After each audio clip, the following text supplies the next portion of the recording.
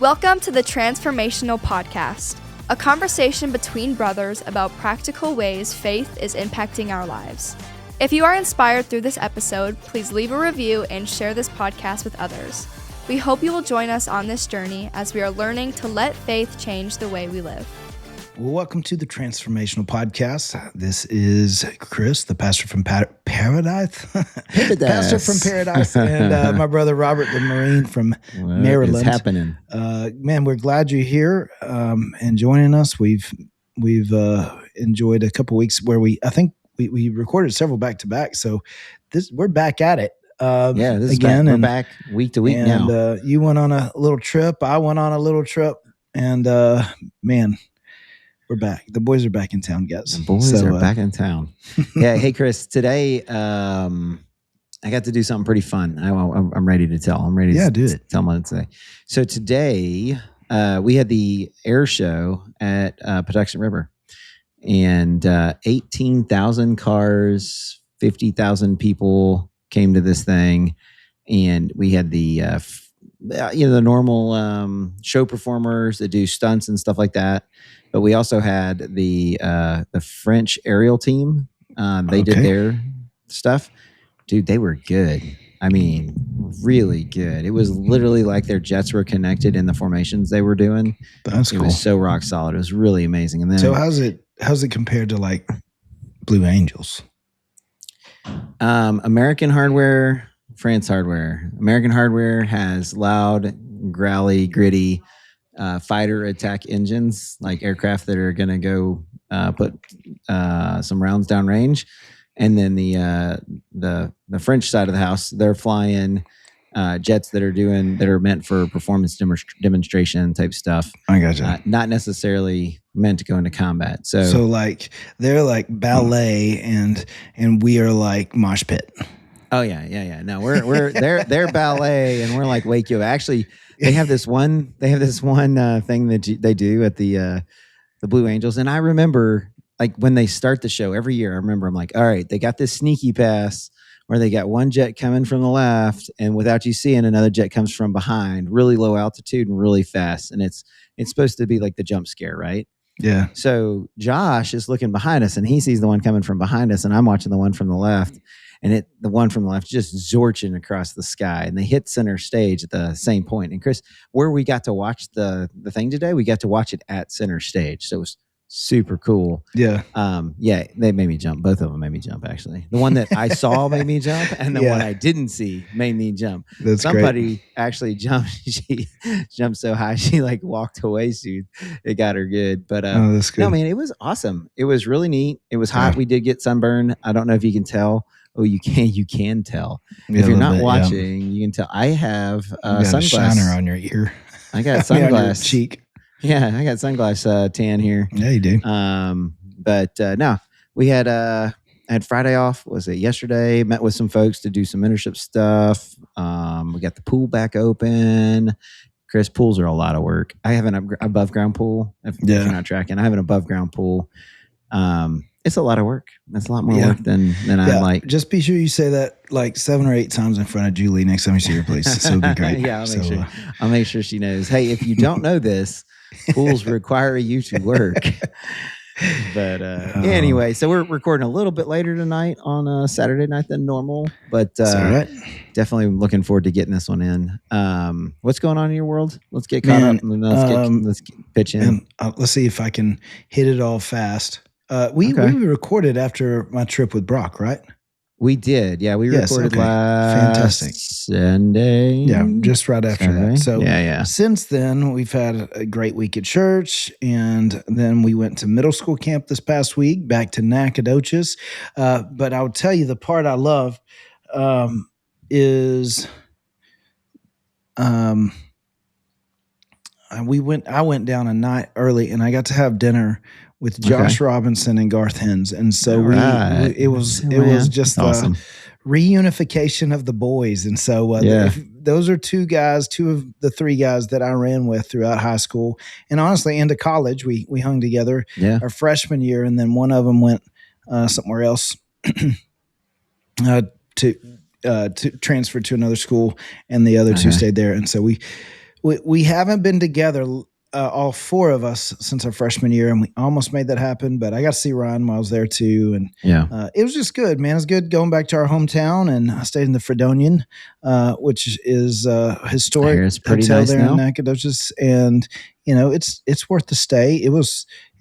It's just neat. It's just neat to kind of step back there in the especially lobby, because Robert. you and I were there back when it was in disrepair, and we're talking years ago, like almost think about 40 when we were years kids, like when we were little. 30 I was years telling ago. somebody, I was like, we saw this pool in the nastiest form it was ever in. We know what this once looked like. So we were there when I guess the McGeews were part of the group that went in and bought it initially to redo it, But yeah, got to hang with those guys, and in the lobby of the hotel, they always played like 90s music, and so I really felt like we stepped back in time. It was great, but it's funny you should say that, Chris. That must be coming back. I was in I did a little bit of travel this last week, and I was in a airport lounge on the way down to this retirement. Second retirement in a row that I went to where the guy loved Jesus about as much as I did. So it was really fun to watch that retirement of a senior colonel, in this case in the Air Force. But anyway, yeah, dude, I was in the airport lounge, and they're playing all this 90s music. This was like the best of the 90s. I was like, what is going on? I was like, where am I? So maybe it's coming back, man. Maybe that's the thing. Maybe that's what people want to hear. I don't know. Yeah. Well, it's a unique sound, and I think the appreciation for it's coming back. So here's what it is, man. It felt like I was stepping back. I was like, man, I feel like I could go just down the hallway and we could go to a dance or something. I don't know. It's the new, it's the new oldies. Yeah, it's the new oldies. I know. So help me if somebody says they heard it on the oldie station. I'm done. I will burn this place down. Just kidding. Too late. Hey, so where did you want to pitch in for? Let's get started. There is quite a bit to cover. I don't know if we'll be able to cover it all. What I love. Let's do it. And I'll dive into this because one of the things I love about camp, Robert, is you have these people, these students who get together for a week. They step out of the normal every day, and they really step into a different environment for a week. And it's life-changing. You grow closer to other believers. You grow closer to God. But I think it has so much to do with who's around you and what you're doing. Like how surrounding yourself with the right people and being surrounded with the right people, how it just changes things. And so I want us to look at 2 Chronicles chapter 22. We're going to summarize a bunch of this. Because it's 22 through 24, and it was just one of my readings that one day, but it just makes me think like who you surround yourself with matters. There's so much that we'll hit on during this, but it leads to good, it leads to bad, and so you got to be intentional to put the right people around you, and sometimes it may mean that you have to be intentional about separating yourself from certain influences that don't necessarily help you follow God. And we may as get well. into it. It may be a function of owning your faith versus living out maybe someone else's faith, someone else's influence. But I guess the way let's I get see kind of a highlight on what we're talking about here. So the best that I know how, if you pick up in 2 Chronicles chapter 22, it tells a story of a man named Ahaziah. He was king over Judah, Jehoram's youngest son, and which is interesting because they're obviously not necessarily following the normal order for how they, chose kings. But he lost all his other sons. Yeah, because they were killed. Had killed all the other sons. In this case, it was the only one. No, it's fine. It's the only one left. Ahaziah was son of, and he reigned as king of all Judah. Judah is part of the nation of Israel. However, they had separated into two camps. The northern tribes were the northern tribes of Israel. They just were called Israel. The southern tribes was Judah. Judah is where Jerusalem was, but not only that, the line of Judah is the line through which the Savior of the world would come. The kingly line of David would come. All right, so those are probably some good context for this to understand that. So he was 22 years old when he became king. His mother was Athaliah, a granddaughter of King Omri. And this verse 3, it says, Ahaziah also followed the evil example of King Ahab's family, for his mother encouraged him in doing wrong. He did what was evil in the Lord's sight, just as Ahab's family had done. They even became his advisors after the death of his father, and they led him to ruin. I found that passage right there, that his mom encouraged him to do wrong, and the advisors of King Ahab, like they led to his ruin. Yeah, they were giving him bad advice. Now, I think that it's important to see that he was 22 years old when he became king. And so, like, I think sometimes you be like, his mom, it was his mom. He's 22 years old. All right. And honestly, they started getting married at like 15 and 14, 15, 16. So he's old enough to know better. He is. And he's old enough to make his own decisions. And he's actually following, the king prior to him was Jehoram. And let me pull this up. Back in chapter 21, he reigned in Jerusalem 8 years, followed the example of the kings of Israel, and was as wicked as King Ahab. So he followed a wicked example of his father, but things weren't going well.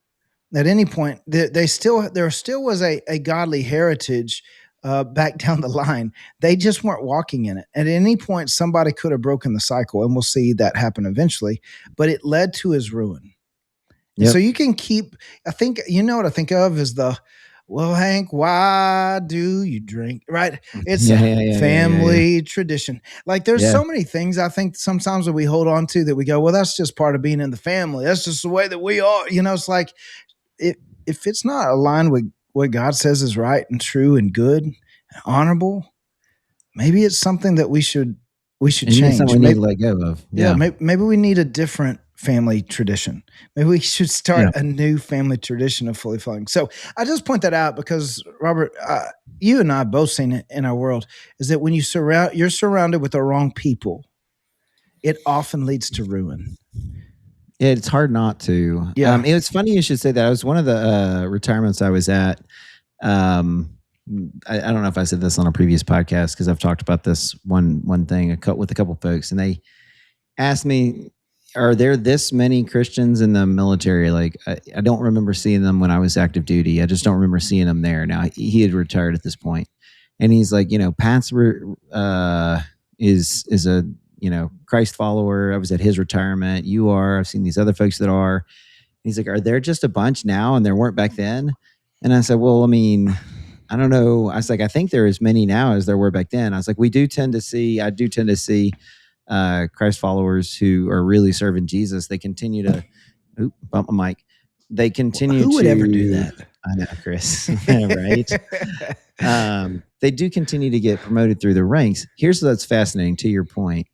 And I told them a story and about a time when I was a designated driver for a bunch of air crew, and the air crew wanted to go to a local establishment that I was like, nope, hard off limits, not going to do that.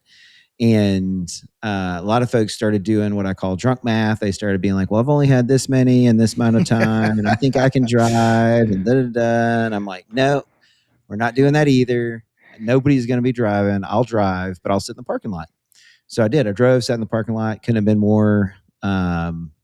have felt more lonely in my entire life. Okay. Interesting. And what was fascinating is the guy actually told me, he goes, well, aren't you supposed to be a light in the world? Aren't you supposed to be a light? I go, you ain't being a light if you're in that place. I'm just telling you, like, there's no being a light in that place. Yeah. Hanging out with them, maybe, but being a light in that place, it's not a thing. And then it hit me. I go, maybe you just didn't see any of the Christians because they weren't where you were at. Yep. Yeah. And he's like, well, I mean, I go, look, I was like, no judgment. It's just being clear. Like, they just weren't near you. Like you were you were at the places where they wouldn't be. And I was like, I saw 2 years later, actually, how God used that moment in time to give me an opportunity to witness no kidding, witness to, I want to say 13 folks inside my squadron at the time. This was years ago. They were all not Christ followers. And they were talking about going to places they shouldn't go. And someone piped up and goes, well, my call sign's Timmy. I think everybody knows that. Well, Timmy's never goes to those. Timmy's never been to those types of places. And every eye on me is on me, Chris. Every eye in the room's on me. And I'm like thinking to myself, and if I go straight to the Bible with these folks, they don't know the Bible. They don't know God. They don't know any of that. Frame of reference. Yeah. No good frame of reference. Well, the Lord gave me this like instant frame of reference. I said, hey, I was like, raise your hand if you tell your wife every time you go to one of these establishments. Like every time you go, you have told your wife. And only one guy did. And I believe him. That's true. And then I looked at the rest of them. I said, look, it does not honor my wife. It does not honor God. Get back to work. I love it, dude. And I was telling this guy who was retired, I said, maybe it wasn't to your point. Maybe it was you found yourself running in the wrong crowd, which actually influenced you to be running in the wrong crowd, not just being a part of that crowd. Yeah. And I was thinking, I just didn't hang out with that crowd because I knew that crowd would bring influence to me. Now that one night, I'm not going to let a bunch of folks get in trouble because I committed to be the designated driver. I can figure that out. But it doesn't also require me to participate. That's right. I can sit in the parking lot. Anyway, I think you're right. Is my point. You are who you surround yourself with. So there's a Proverbs 13:20. Walk with the wise and become wise. The companion of fools, it actually says, will suffer harm. Yeah. It's going to affect you. Yeah, it's going to, and it may be harm because something blows up. It could be harm in that it just harms you in the way that you live your life, and you don't walk in God's truth that leads to blessing and the full and satisfying life. And so, well, what's interesting on this one is you go on to keep us moving is that, he ends up dying. Jehoram ends up dying. He dies because the Lord says, hey, or Ahaziah, ends up dying because he says, hey, I'm kind of done with you. So he takes Ahaziah out, and immediately Ahaziah's mom, which is very interesting to me. This is actually one of the more interesting pieces in the scripture to me, is when she learned that her son was dead, she immediately began to destroy the entire royal family of David, the entire line of Judah. Her grandchildren. Her actual own grandchildren, blood relatives. Yeah, how crazy is that? Why does she do that? Deeply evil she is. First of all, to secure her own power. That's right. So very fascinating, super deeply evil. But as it turns out, one of the priests, Jehosheba,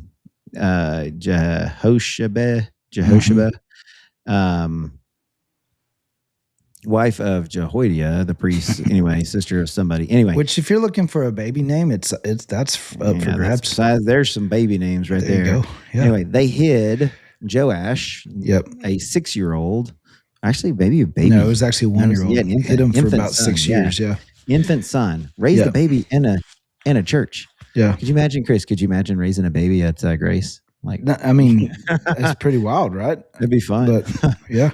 Raise me in there. But anyway, raised a baby in the church. God protected the line of David. Why did God protect the line of David? And that's one of the things that's jumped out to me is because God made a promise to King David that one day there would be one who would come and sit on an eternal throne. It's the Davidic covenant that God made, basically saying, I'm making a covenant, a promise that he won't break, that one day the eternal throne will be established by one of your descendants, meaning the promised Messiah is coming through this line. So if you think about it, we see the physical side. There is a spiritual element to this. Why would she be doing this? Well, because she's evil. She's being used by the enemy to try to wipe out, to do battle in the spiritual realm, to remove that's right, the promised Messiah, to cut it off before it happens. And not only that, to make God out to be a liar, to be somebody who is not powerful enough to make what he said, come true. Yeah.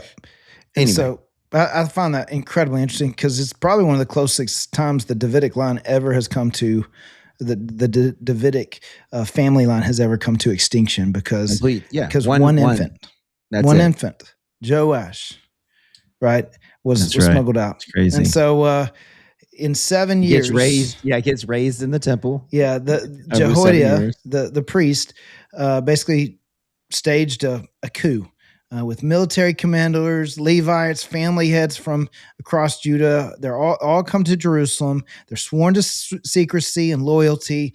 They're stationed around the temple. And by the way, the other reason why I love this story is because this is not like a very familiar one. And so I hope this is maybe some people going, oh, I've never heard this before. That's in the Bible. Yeah, this is crazy. Things. It's like, what? It's a great and so story. The 7-year-old Joash was crowned as the next king and given a copy of the law at the time, which was kind of one of the processes of the passage of rights or whatever of becoming king. And he was anointed king. And so when Athaliah finds out, storms in, screaming treason. Yeah, think about that. The queen mother. Yes, the queen mother. Who basically destroyed the entire, thought she destroyed the entire line of David, thought she killed all her grandkids, comes storming in and she's yelling, are you kidding me? You're yelling treason? Yeah, Get out of here. Get out of here. I do love what they say. Did you catch what they say to do? Go ahead. They say, because she runs into the temple, blah, blah, blah. The priest, Jehoiada, basically looks at the commanders and is like, take her outside and kill her, but don't kill her in the temple. Get her out here, and then you can take care of her outside. It's almost like, hey, don't do it here. Get her on out. Yeah, they didn't want to defile the temple with that. That's right. The shedding of blood. She says, take her out, kill her, and then let's see. She's executed at the palace gate. Chapter ends with this covenant renewal, the demolition of the false god of Baal's temple, and the restoration of the proper Levitical worship. Now, the reason I say that is because one of the things that God set up were priests, an entire tribe, the Levite tribe, they were set aside to basically take care of the temple and carry out the work of the temple, all right, to care for it, to lead worship, to everything that happened there. I just say that because they were set aside. They had a specific role. It wasn't like anybody who could do this. However, what would happen so often is these bad, evil kings would come into play, and they basically would go, all right, no, you Levites, y'all aren't playing by my rules, so I'm going to put people who will do this and who will let me do what I want to do. Yeah. Right. And so he restores the Levitical priest. And so then chapter 24, all right, Let's do it. Find it, pretty interesting. Can we just say that he was 7 years old when he started reigning? Yeah, he was 7. He said that he was 7 years old when he began was king. And I find that interesting because when he was 7 years old, part of what I think helped him be such a great righteous king at the beginning is that he was surrounded with Jehoiada the priest. Like, Jehoiada was probably like his mentor. It was probably the person who taught him how to serve the Lord, to the point that even Joash at one point is like, hey, we're gonna fix the temple up. Now, I do wonder, Chris, I know this is kind of crazy. When I was reading this was probably a couple weeks ago when I was reading it. I do wonder if part of him wanting to fix the temple up was that he lived there for 6 years. And he's like, this place is a dump. This place is a dump. We're going to make some changes around here. We're going to fix this place up. But anyway, sorry, that's me speculating. That's funny. That does not say that. I just always... Yeah. So it does say in verse 2 of chapter 24, Joash did what was pleasing in the Lord's sight throughout the lifetime of Jehoiada the priest.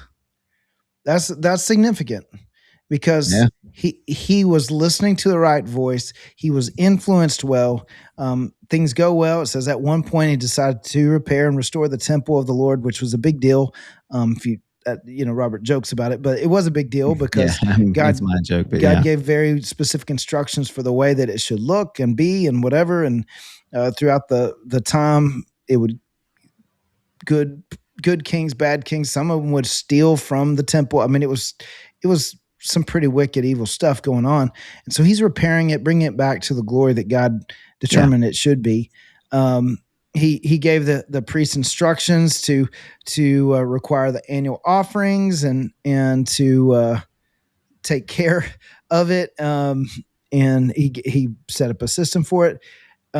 Verse 7. Over the years, the followers of wicked Athaliah had broken into the temple of God, and they had used all the dedicated things from the temple of the Lord to worship the images of Baal. So now the king ordered a chest to be made and set outside the gate leading to the temple of the Lord.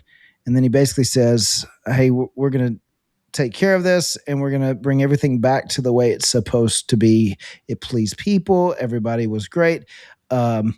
And then they worked hard. Let's see. Here's we go.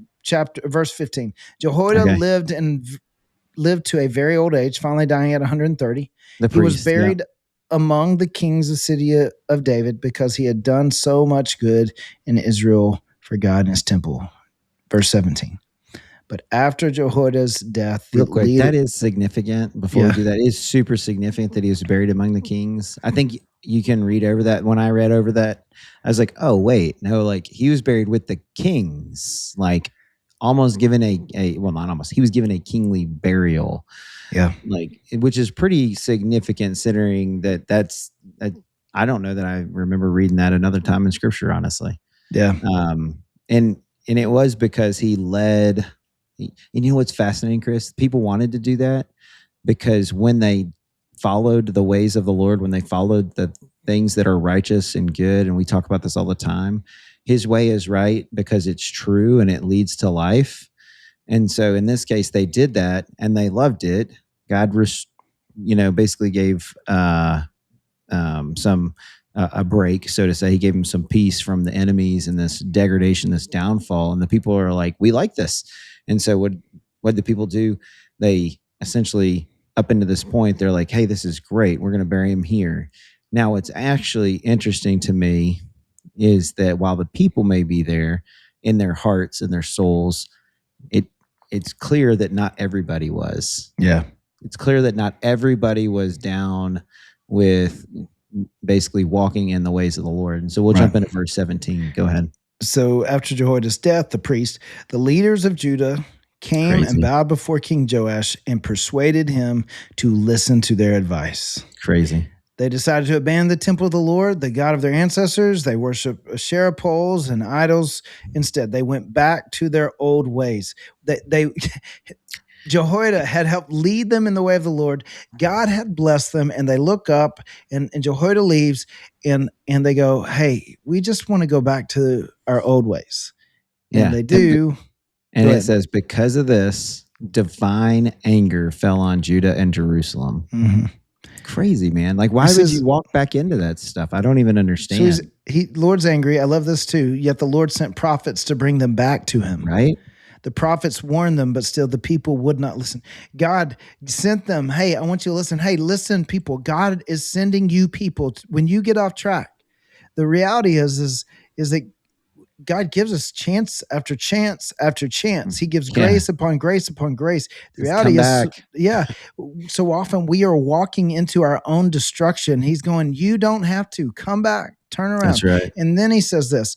Then the Spirit of God came upon Zechariah, son of Jehoiada, the priest, so his son. He stood before the people and said, this is what God says. Why do you disobey the Lord's commands and keep yourselves from prospering? It was going well when you're following the Lord. You have abandoned the Lord, and now he has abandoned you. Now look at this. Then the leaders plotted to kill Zechariah, and King Joash ordered that they stone him to death in the courtyard of the Lord's temple. That was how King Joash repaid Jehoiada for his loyalty by killing his son. My mind is blown. Yeah. Absolutely blown. The son of the man who raised you and helped lead you to prosperity and to a place of stability. And his son steps up and goes, hey, dude, I want to remind you what dad told you. I want to remind you that this is how, things were going so much better. And Joash listens to the wrong people. Who you surround yourself with absolutely matters. And I'll say that because I think I should give some caution here, because I think sometimes it's like, well, they say the right things and they have the right sound bites. I would just say, man, look at their life. Are they walking with Jesus? Are they honoring people? Are they taking care of people? Because I think sometimes somebody can sound really great and sound like they know a lot, and they use the right wording. They can be really smart and great orators and great persuasive people, but how do they treat their wife? How do they treat their kids? How do they handle conflict? How do they submit to the leadership of a spiritual leader? Like, what does their life actually look like? Does it look like love, joy, peace, patience, kindness, goodness, faithfulness, gentleness, and self-control? I'm not talking perfection, but what I am saying is I think sometimes people will use these biblical terms, and yet some of them are the most angry, mad people of all time. And but my inkling is that Jehoiada and his son Zechariah were probably God-fearing people, and Joash knew that. And so, who you surround yourself with matters. Are they walking with Jesus? Can you tell that they're walking with Jesus? Because, man, I want those kind of people around me, and I'm really intentional about saying, man, I want to get to know those kind of people, because I know I need the right advisor. I need the right counsel. I need the right people that walk with me and who will help me walk with the Lord. Chris, and I think that's partly because you take ownership of your faith. You take ownership of your walk. You take ownership of that peace.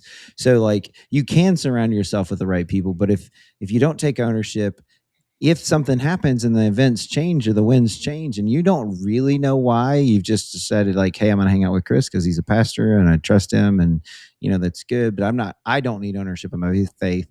By the way, we see this a lot with kids coming through youth group and then getting into college and have their faith rocked. They basically plant their faith on the foundation of their parents or of a pastor or of a friend, and then they get out there and they get in a different group, and that group, because they didn't have a foundation to begin with, they didn't actually own their faith to begin with, it totally rocks them, and they end up basically not having anything to stand on. They don't have anything firm. They don't have an anchor to keep them centered. And so in this case, I do wonder if King Joash didn't have an anchor. He didn't have an actual, like, I want to say not a moral compass, but he didn't own his faith. He owned a faith that was given to him by Jehoiada.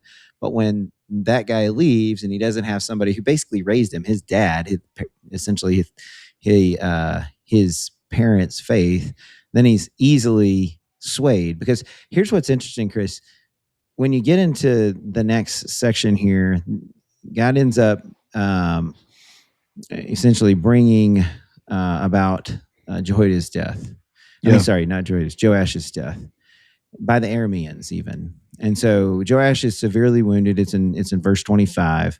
And I find this interesting. It says, the Arameans withdrew, leaving Joash severely wounded. But his own officials plotted to kill him for the murdering of Jehoiada the priest. Murdering of the son of Jehoiada the priest. Yeah. They assassinated him as he lay in his bed, and he was buried in the city of David. Not in the royal cemetery. Yeah. That's pretty nuts. Yeah. So it's somebody who started really well. 100%. But finished really poorly. Golly. He was set up for success, man. Everything he was set about up for success. And then if you think about this, Zechariah was killed, the son of the man who crowned Joash, killed by the king he crowned in the place he was crowned. I mean, isn't that ironic? Don't you think? Yeah. It's like rain on a wedding. Sorry. I knew you were going there. But you think about it, dude. It's just like one of those things that you look at and you have to kind of take a step back and go, man, what? It's the questions, God, what do you want me to know? God, what do you want me to do? Yeah. So Chris actually brought up a good point, and the I would offer the kind of the what do you want me to know versus what do you want me to do right now. And this is when you talked about, like, who do you have yourself surrounded with? Do an audit of that. Like, do I have myself surrounded with folks who love Jesus? And then I would offer that the second piece of this is if they were gone tomorrow and I had to step into a more worldly environment because that's where work took me, et cetera, or if they weren't there for me, would my faith stand? Because the question you need to ask yourself is, like, have I made my faith my own? And am I surrounded with good people who contribute to my faith? Good mentors, good pastors, good parents, if you have those or whatever that is, because I do recognize there's a lot of people in a lot of different places. But those are the two questions you should ask yourself. Am I surrounded with people who love Jesus? And do I know why I believe what I believe? Have I essentially spent the time, the daily habit, whatever it is, to say that, like, hey, this faith is my own. It's not theirs. It's not my pastor's, it's not my mentor's. This is my faith. And yeah, I can have a lot of questions. Chris, I say all the time, truth doesn't need to fear evidence, because truth will always be vindicated. And Jesus said, I am the way, I am the truth, and I am the life. And so when you seek him, you will find him, because you'll find the truth. You'll find the truth. Truth is what you run into when you're wrong. And so I think that's the kind of the so what to this. It is definitely a lesser known story, but really crazy story. And this is actually, Chris, one of the reasons I love reading the daily Bible and reading in the Old Testament, because you get to see some of these stories that otherwise, I don't know that I've heard a sermon ever preached on this, to be honest with you. It's probably the first time I've ever talked about this. Who knows? It might come out at some point. I've had this thought before of, hey, what if we did like the lesser known stories of the Bible, like a series? Yeah, that'd be fun. Here's my thought. Yeah, bring us home. Bring us home. Regardless of your family's past, you can build a faith that lasts if you surround yourself with the right supporting cast. Amen. We hope today's episode has left you encouraged. If you have any questions about what was discussed, be sure to contact us through the show notes. A new episode drops every Monday, so we hope you will subscribe and join us each week as we learn to let faith transform our lives.